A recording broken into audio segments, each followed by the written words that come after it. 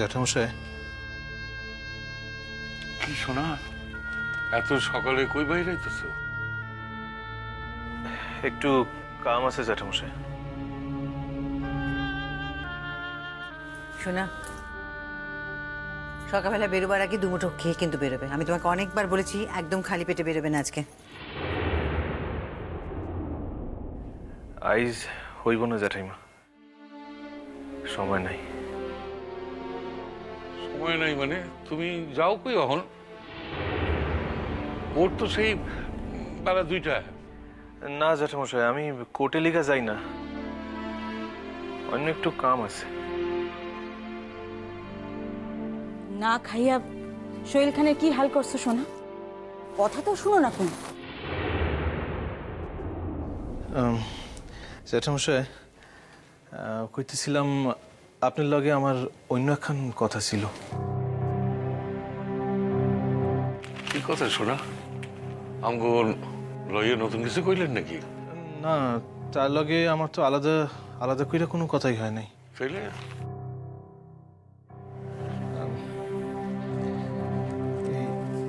এটা আমি আনছিলাম, আপনি এটা রাখেন জ্যাঠামশাই। কি এটা?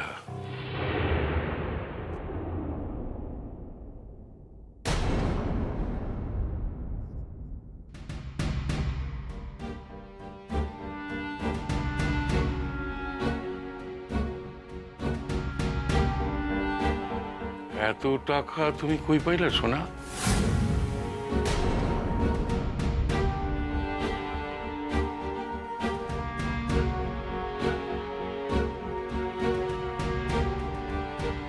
জ্যাঠামশাই দেখেন, উকিলের ফিজ মেলা জমা গেছে, আর জমায় রাখলে মাঝপথে কেস খান সাইডাও দিতে পারেন।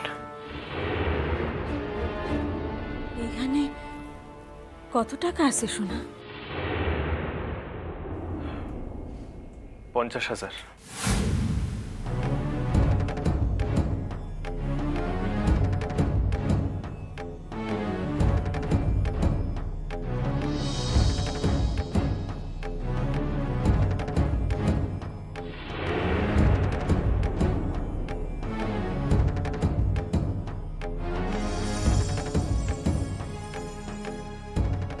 এতগুলি টাকা তুমি কোত্থেকে পাইলা শোনা?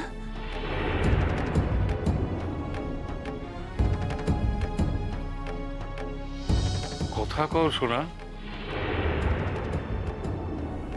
অসৎ পথে পাই নাই জ্যাঠামশাই। তুমি কোথাও থেকে ধার করেছো শোনা?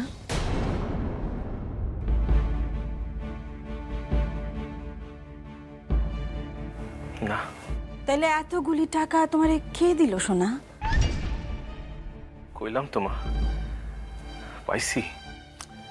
তোমার বলতে অসুবিধাটা কোথায় শোনা? দেখো, আমরা সবাই তো যে যার মতন নিজেদের মতন করে টাকা জোগাড়ের চেষ্টা করেছি, আমাদের তো বলতে কোথাও অসুবিধা নেই। বিশ্ববিদ্যালয় থেকে পাইছি। বিশ্ববিদ্যালয় থেকে? বিশ্ববিদ্যালয় থেকে এতগুলো টাকা তুমি কেমনে পাইবা? তোমারে যে ওরা শোকজ করছিল তার মীমাংসা তো এখনো হয় নাই। এই আমার আগের টাকা জ্যাঠামশাই, লওয়া হয় নাই। আগের টাকা? এতগুলি টাকা? প্রভিডেন্ট ফান্ডের টাকা কোনোদিন তো তুলি নাই, তাই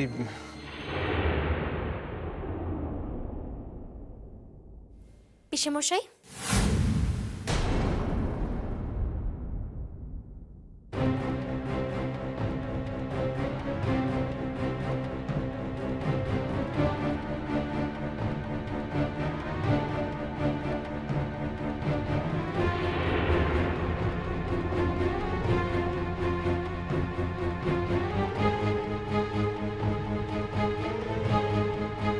টাকাটা আমাকে দিন পিসেমশাই।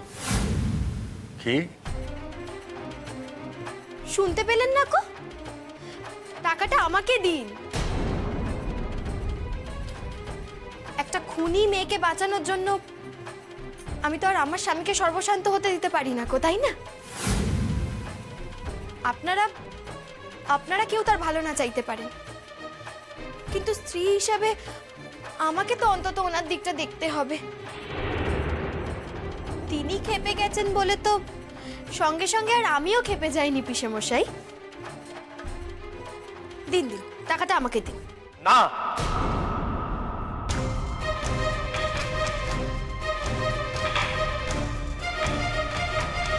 না মানে? না মানেটা কি? দেখো দেখো, তুমি কিন্তু তোমার কথার খেলাপ করছো। যদি কথার খেলাপ কইরাই থাকি আর তার লিগা যদি তোমার মনে হয় তুমি তোমার কথার খেলাপ করবা, তাইলে করো ময়না। বাবা, এত সাহস! হঠাৎ হঠাৎ কি ব্যাপার গো? কিরণের কপালে যদি বাঁচা থাকে তাইলে তুমি শত চেষ্টা করলেও তারে মারতে পারবা না ময়না। আর যদি যদি তার কপালে বাঁচা না থাকে তাইলে এই মেয়ে, আচ্ছা তোমার জন্য আমরা কি নিজেদের মধ্যে বাড়ির লোকেরা একটু কথা বলতে পারবো না নাকি? আপনাদের নিজেদের মধ্যে কথা বলার মানে যদি এই হয় যে আপনারা আমার স্বামীর ইহকাল পরকাল দুই কালই একেবারে ঝরঝরে করে রেখে দেবেন, তাহলে তো সেই কথা আমি বলতে দেব না পিসিমা। পিসিমশাই, দিন এবার টাকাটা দিন। তুমি কোন সাহসে আমার কাছে টাকা চাইতেছো? এই টাকা কি তোমার? আমার প্রাণ থাকতে তুমি এই টাকা লইতে পারবা না ময়না, কথাখান মনে রাখো। জ্যাঠামশাই, এই টাকা জানি কোনো প্রকারই তার নিকট না যায়।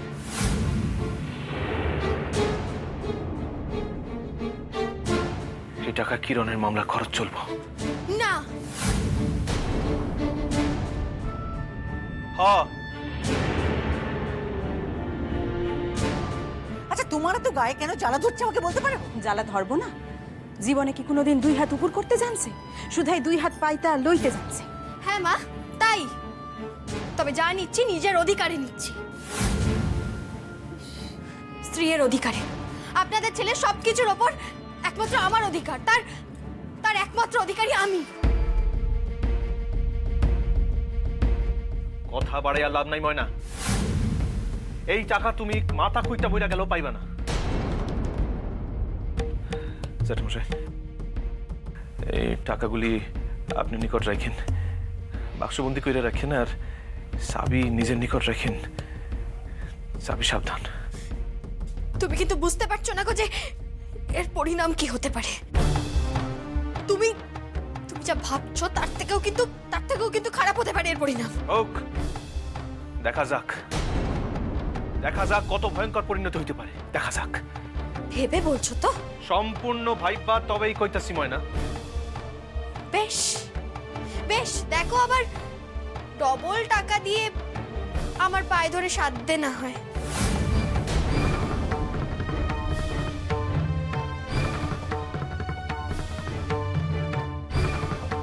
তার শুনে মনে হয় বাসা থেকে দূর করে তাড়া দিই।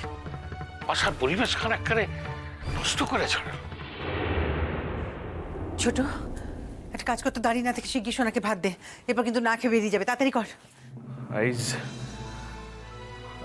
আইজ সত্যই খাইতে পারুন না জ্যাঠাইমা।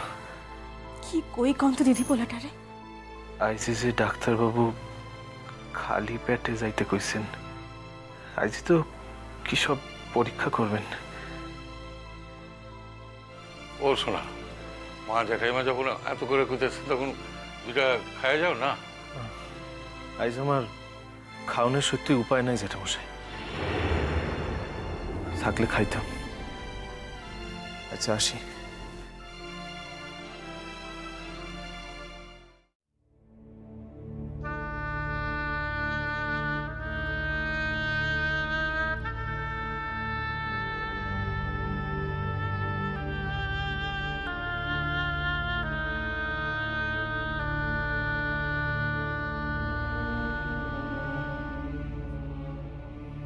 মাননীয় বিচারক, আজ এমন একজন ব্যক্তি স্বেচ্ছায় আমাদের মধ্যে সাক্ষ্য দিতে হাজির হয়েছেন, যার সাক্ষ্য নিয়ে আমার বিশ্বাস যে আমরা মামলায় এক নতুন পথের সন্ধান পাব, যে পথ সত্যের পথ, যে পথ ন্যায়ের পথ।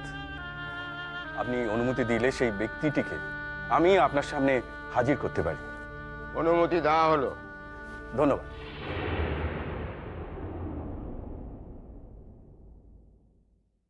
আমি এই মুহূর্তে বিচারকের এজলাসে ডেকে নিচ্ছি শ্রী দেবব্রত মিত্রকে। সাক্ষী দেবব্রত মিত্র হাজির।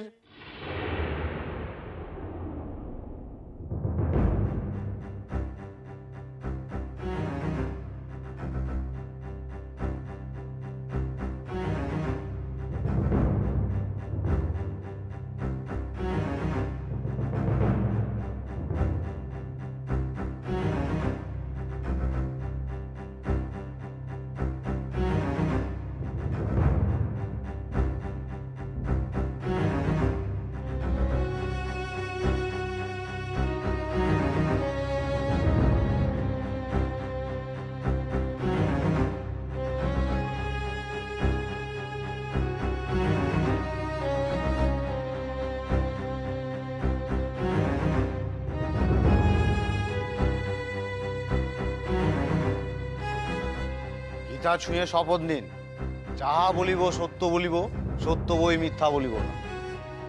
যাহা বলিব সত্য বলিব, সত্য বই মিথ্যা বলিব না।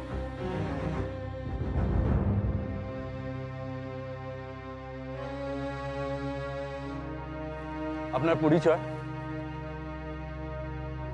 আমার নাম দেবব্রত মিত্র। আমি পেশায় একজন আইনজীবী ছিল, এখন অবশ্য অবসর গ্রহণ করেছি। আপনি কিরণমালা খাতুনকে চেনেন? কিরণমালার মতো উজ্জ্বল ছাত্রীকে না চেনার তো কোনো কারণ নেই মিস্টার ব্যানার্জি। দেশের সবাই ওকে যেভাবে চেনে আমি ঠিক সেইভাবেই ওকে চিনি। তবে একটা বিশেষভাবে, একটা ব্যক্তিগত কারণে আমি কিন্তু কিরণবালাকে চিনি। আপনি সংক্ষেপে বলুন। ধর্মাবতার, চৌধুরী পরিবারে আমার একমাত্র কন্যা ময়নার বিবাহ হয়েছে। সে সৌর্য চৌধুরীর স্ত্রী। সেই চৌধুরী বাড়িতেই এই কিরণবালা কিন্তু মানুষ হয়েছে। বেশ, এবার আপনি বলুন যে কিরণমালা কি খুন করতে পারে? মানে ওর সম্বন্ধে আপনার কি ধারণা? দেখুন ব্যারিস্টার ব্যানার্জি, আমি তো কিরণবালাকে খুন করতে দেখিনি, তাই বলতে পারবো না যে ও খুনি কিনা। আবার আমি তো কিরণবালাকে খুন না করতেও দেখিনি, তাই বলতে পারবো না যে ও খুনি নয়। দেবব্রত বাবু, হেয়ালি না করে আপনি সোজা ভাষায় সোজা কথার উত্তর দিন। একদিন আপনার ওই জায়গাটায় আমি ছিলাম, তাই আমি জানি যে ওই জায়গায় থেকে কি কি প্রশ্ন করতে হয়, আর এই জায়গায় থেকে সেই প্রশ্নের উত্তর কিভাবে দিতে হয়। অর্থাৎ আপনি বলতে চাইছেন যে কৌশল করে উত্তর দেওয়ার কায়দাটা এত বছরে আপনি রপ্ত করে ফেলেছেন, তাই তো? Point to be noted, your honour. Advocate Malakar, দয়া করে আপনার মুখের কথাগুলো আমার মুখে বসাবার চেষ্টা করবেন না। দয়া করে আমাকে আমার কথাটা বলার সুযোগ করে দিন। আমি বলতে চেয়েছি যে উত্তরে ফাঁক থাকলে এই জায়গায় দাঁড়িয়ে থাকা মানুষটিকে নতুন নতুন প্রশ্নের মুখোমুখি দাঁড় করিয়ে দেয়। সেটা কিভাবে দাঁড় করিয়ে দেয় সেটা আমার জানা আছে। আমাকে দয়া করে আমার কথাটা সম্পূর্ণ করতে দিন। প্রত্যেক কাজে এরকম বাধা সৃষ্টি করলে বিচারের কাজে অনর্থক দেরি হওয়া ছাড়া আর তো কিছুই হয় না। মাননীয় বিচারক থেকে শুরু করে প্রত্যেককে শুধু সময় নষ্ট হচ্ছে। ব্যারিস্টার ব্যানার্জি, আমার কাজ হলো আপনাকে প্রতিরোধ করে সঠিক তথ্য তুলে আনা। আমি যদি আমার কাজটা না করি, যদি আমি আপনাকে আপনার মতো করে, আপনার মনের মতো করে এই কেসটা সাজানোর সুযোগ দিই, তাহলে আমার পেশাকে অসম্মান করা হবে এবং একই সঙ্গে এই কেসের প্রতি অবিচার করা হবে। আপনি আপনার ব্যবহারে শালীনতা রক্ষা করুন মিস্টার মালাকার, এবং আদালতের কাজ এগিয়ে নিয়ে চলুন। Thank you so much your honour. হ্যাঁ দেবব্রত বাবু, আমি আপনার কাছে আরও একবার ওই একই প্রশ্ন করতে চাই। আপনার কি মনে হয় কিরণমালা কি খুন করতে পারে নাকি পারে না? দেখুন ব্যারিস্টার ব্যানার্জি, আমার মনে হওয়া বা না হওয়ার উপর তো সত্যটা নির্ভর করছে না। সত্য তার নিজস্ব পথেই এগোবে, তাই এই নিয়ে আমি কোনো রকম মন্তব্য করতে রাজি নই। তবে একটা কথা, কিরণমালা যদি কাবুল শেখের প্রতি প্রতিহিংসা পরায়ণ হয়ে থাকে, তাহলে তার পেছনে যথেষ্ট কারণ আছে এবং সেই কারণগুলো আমার জানা আছে। দেবব্রত বাবু, এমন কি কারণ আপনার জানা আছে যার জন্য আপনি এত বড় একটা বিস্ফোরক মন্তব্য করে ফেললেন?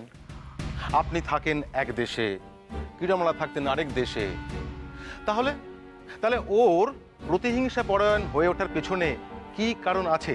কি বলুন, আপনি কি জানেন বলুন। আছে আছে কারণ আছে।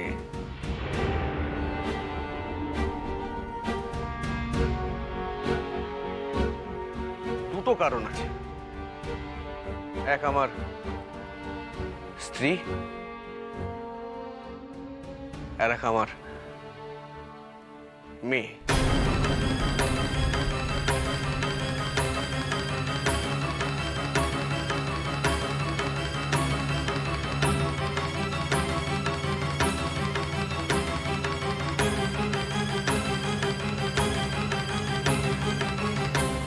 দাদা, দাদা সত্যি জয় হইবই হইব। আপনি আপনি দেখবেন, তা নাইলে ময়নার বাবায় ওই সব কথাগুলি কেন কইলেন আপনি কন?